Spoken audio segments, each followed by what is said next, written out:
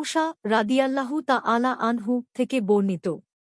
তিনি বলেন, একদা রসূলুল্লাহ সাল্লাল্লাহু আলাইহি ওয়াসাল্লাম ৫টি বিষয়সহ আমাদের মাঝে দাঁড়িয়ে বললেন, ১. আল্লাহ তাআলা কখনো ঘুমান না। ২. ঘুমানো তার পক্ষে সাজেও না।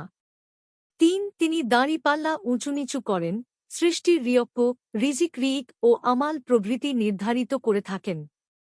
৪. রাতের আমল দিনের আমলের পূর্বে, আর দিনের আমল রাতের আমলের পূর্বেই তার নিকটে পৌঁছানো হয় এবং ৫. তাঁর এবং সৃষ্টিজগতের মধ্যে পর্দা হচ্ছে নূর, জ্যোতি।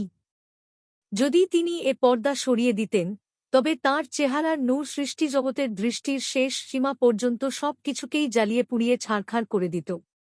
মুসলিম ১৭৯, ইবনু মাজাহ ১৯৬, আহমাদ ১৯৫৩০, সহিহ ইবনু হিব্বান ২৬৬, সহিহ আল জামি ১৮৬০।